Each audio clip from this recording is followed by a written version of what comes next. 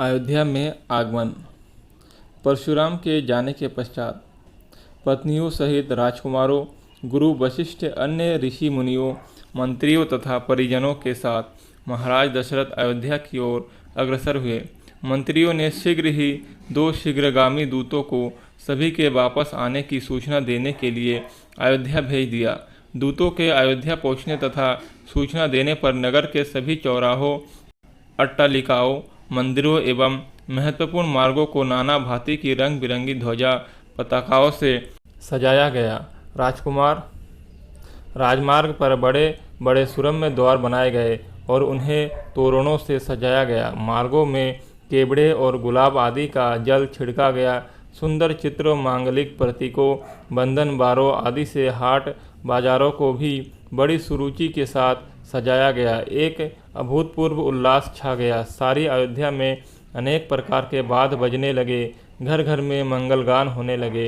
यह ज्ञात होने पर कि बारात लौटकर अयोध्या के निकट पहुंच गई है तथा नगर के मुख्य द्वार में प्रवेश करने ही वाली है, सुंदर सुकुमार रूपवती लावण्यमयी कुमारियाँ अनेक रत्न जड़ित वस्त्राभूषणों से सुसज्जित होकर आगंतुकों का स्वागत करने के लिए आरतियाँ लेकर पहुंच गई। महाराज दशरथ और राजकुमारों के स्वर्णिम फूलों से सुसज्जित सोने के हौदे वाले हाथियों पर बैठकर नगर में प्रविष्ट होने पर चारों ओर उनकी जय जयकार होने लगी। ऊंची ऊंची अट्टालिकाओं पर बैठी हुई सुंदर सौभाग्यवती रमणियाँ उन पर पुष्पवर्षा करने लगी।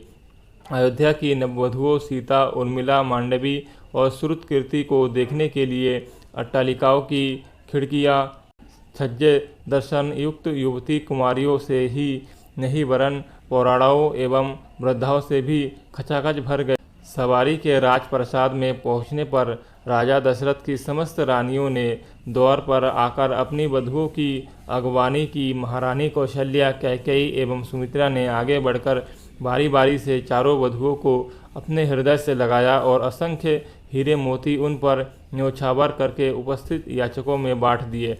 फिर मंगलाचार के गीत गाती हुई चारों राजकुमारों और उनकी अर्धांगिनियों को राजप्रसाद के अंदर ले आई।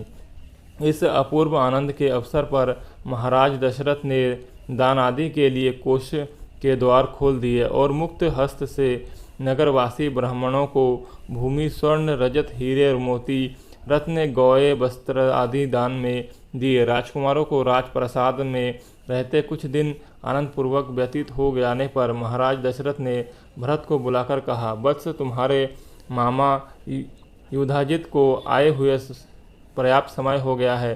तुम्हारे नाना नानी तुम्हें देखने के लिए आकुल हो रहे हैं, अतः तुम कुछ दिनों के लिए अपने नानीहाल चले जाओ। पिता के आदेश अनुसार भरत और शत्रुघ्न ने अपनी माताओं तथा राम और लक्ष्मण से विदा लेकर अपने मामा युधाजित के साथ कैकेयी देश के लिए प्रस्थान। राम ने अपने सौम्य स्वभाव, दयालुता और सदाचरण से न केवल अपने प्रासाद के निवासियों का बल्कि समस्त पुर के स्त्री पुरुषों का हृदय जीत लिया था। वे सबकी आंखों के तारे थे और अत्यंत लोकप्रिय हो गए थे। परिवार के सदस्य उनकी विनयशीलता, मंत्रीगण उनकी नीति निपुणता, नगरी निवासी उनके शील, सौजन्य और सेवागण उनकी उदारता का बखान करते नहीं थकते थे। इधर सीता के मधुभाषी स्वभाव, सास ससुर की सेवा, पतिव्रत्य धर्म आदि सद्गुणों ने भी सभी लोगों के मन को मोह लिया। नगर निवासी राम और सीता की युगल जोड़ी को देखकर अत्यंत प्रसन्न होते थे। उनके प्रेम और सद्व्यवहार की चर्चा घर घर में की जाती थी। दोस्तों, अगर वीडियो अच्छी लगी है तो वीडियो को लाइक और चैनल को सब्सक्राइब करें और ऐसे ही कथा सुनने के लिए हमारे चैनल पर जाएं। आपको क्रमबद्ध तरीके से राम कथा की वीडियोज़ मिलेंगी।